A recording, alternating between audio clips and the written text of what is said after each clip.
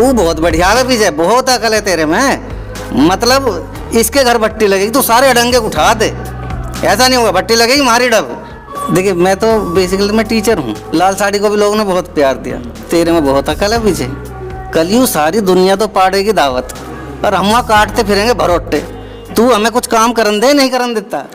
आप सभी दर्शकों को मेरा नमस्कार, मैं हूं यश और आज आपको हम एक ऐसे कलाकार से मिलवाने जा रहे हैं जो वाकई में बहुत अच्छी कॉमेडी करते हैं। और सर आपका हमारा स्वागत है चैनल पर। धन्यवाद आपका, बहुत बहुत धन्यवाद। तो सर आज कोट पैंट में हो? जी जी जी। तो आज कौन सी शूटिंग चल रही है आपकी? हाँ, दरअसल क्या कि जैसी डिमांड होती है कैरेक्टर की उस तरह गेटअप बनाना पड़ता है हमें। जिन फिल्मों में आपने हमें देखा वो कॉमेडी के रोल थे।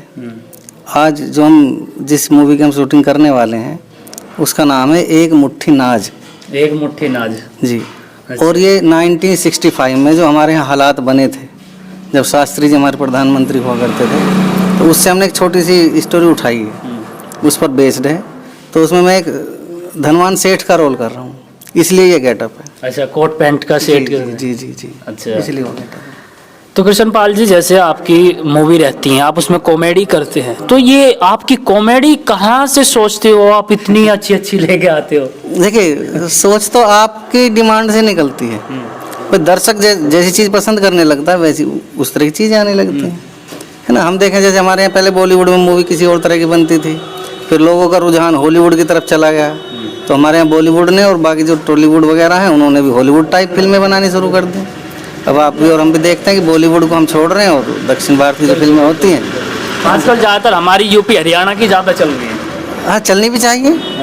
भाई हम इतना बड़ा क्षेत्र हैं हम, और देश को हमने प्रधानमंत्री दिए हैं, है ना, और खेलों में हम इतने रत्न लेके आते हैं, तो इस फील्ड में हम पीछे क्यों रहे, है ना। और भाई हमारे क्षेत्र के लोग पहले बम्बई जाके नाम कमाते थे, वहाँ की फिल्म को आगे बढ़ाते थे, अपने लिए करने अच्छा है। बिल्कुल बिल्कुल। अच्छा कृष्णपाल जी जानना चाहेंगे, जैसे आप शुरू में इस लाइन में आए तो आपकी शुरुआत कहाँ से हुई थी? देखिए मैं तो बेसिकली मैं टीचर हूँ, मैं लेक्चरर इंग्लिश के पद पर कार्यरत हूँ दिल्ली में, और मुझे कविता लिखने का शौक़ था, गीत वीत लिख लेता था, भजन ज़्यादा लिखे हैं मैंने, स्टोरीज लिखी हैं मैंने, लगभग 18 किताबें मैंने लिखी हुई हैं, जिनमें पोएट्री भी है और प्रोज भी है। एक मैंने किताब लिखी है भारत विजय गाथा, वो 868 पेज की है, और महाराज मनु से मोदी तक, उसमें पूरा इतिहास है। तो उत्तर जी तब फिल्म बना रहे थे विकास की बहू। विकास की बहू, जी जी। उसमें उन्हें कोई भजन चाहिए था, कोई, तो उन्होंने मुझसे लिखवाया था वो भजन, फिर उसमें नहीं आ पाया, तब तक फिल्म वो तैयार हो गई थी। उसके बाद उन्होंने एक फिल्म बनाई भोला, है ना। तो जब आप उस फिल्म को देखोगे तो कविता जी का जो रोल शुरू होता है वो उस भजन से होता है, वो भजन मैंने लिखा था इधर। फिर कहा कि कुछ कॉमेडी कर लेते हैं, कुछ कॉमेडी हो।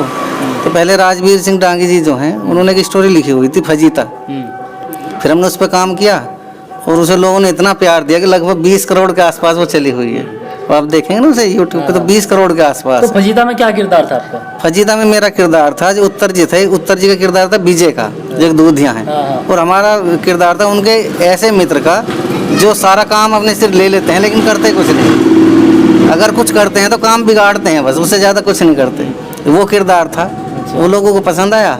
उसके बाद फिर कॉमेडी करने लगे। आपके कॉमेडी डायलॉग भी रहे होंगे उत्तर जी के साथ? हाँ बिल्कुल रहे हैं।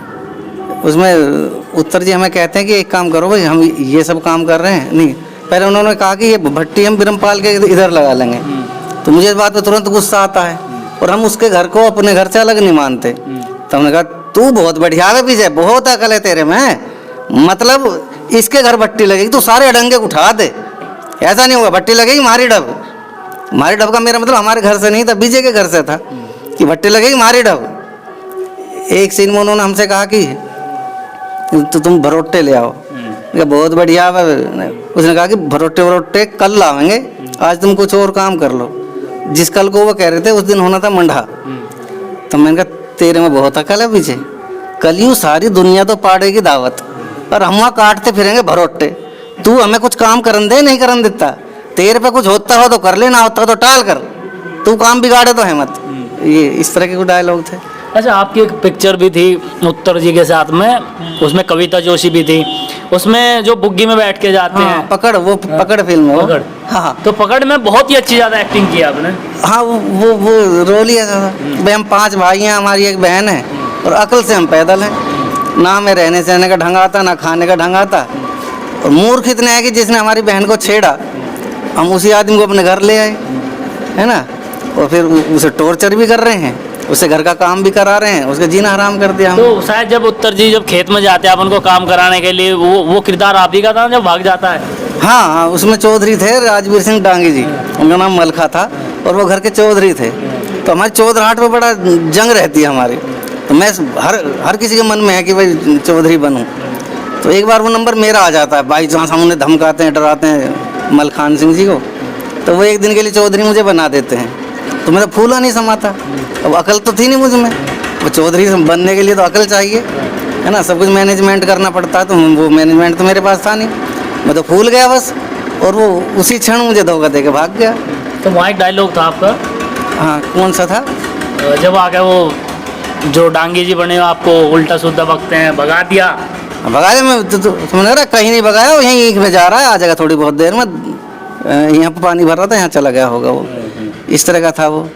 एक और था वो, उसी सीन में वो कविता जी चादर खींच लेती है मुझसे कि चल तेरे बस की चौधरी बनना, ना चौधरन मैं बनूंगी, और उसमें बदबू आती है, उसमें बदबू आती है, तो वो कहती है अरे मलखान तू कैसे संभाल रहा था इसे। तो वो देखने में तो डायलॉग बहुत हंसी का है, लेकिन वो बहुत बड़ा व्यंग है।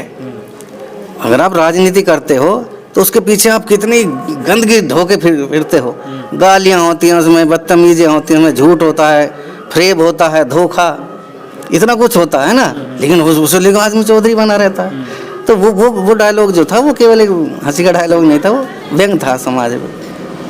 बुग्गी में ही ज़्यादातर आपके सीन रहे हैं उसमें। हाँ, बुग्गी में ये था ना कि फिल्म शुरू बुग्गी से हुई, और जितना आपस में हमारी भिड़ंत होगी उतना ज़्यादा दर्शक को मजा आएगा।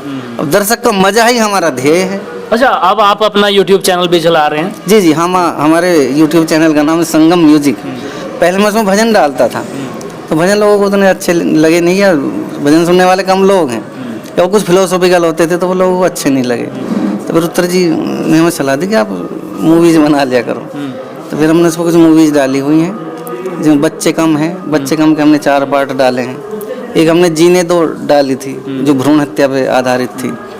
एक हमने उसमें सबक डाली, सबक वो एक उसमें रेप का केस है, वो लड़की खुद को भी बचा लेती है, और वो जो गुंडे होते हैं गुंडों को मरवा भी देती है, और जो एक लास्ट गुंडा उसको जेल भी भिजवा देती है। तो ऐसी ट्रिक। आपकी सबसे सुपरहिट बच्चे हो कम का 1 पार्ट रहा है। हाँ, बच्चे कम 1 हमारी लगभग 3 मिलियन के आसपास चल चुकी है। वहीं से आपका चैनल उभरने। हाँ, जी जी, और मैं तो आपका भी धन्यवाद देना चाहूँगा कि आप भी आए थे तब। हाँ, उस टाइम मैंने आपका इंटरव्यू किया था आपकी पिक्चर का, उसमें लाल साड़ी हाँ, लाल साड़ी भी थी, और वो थी लाल साड़ी को भी लोगों ने बहुत प्यार दिया।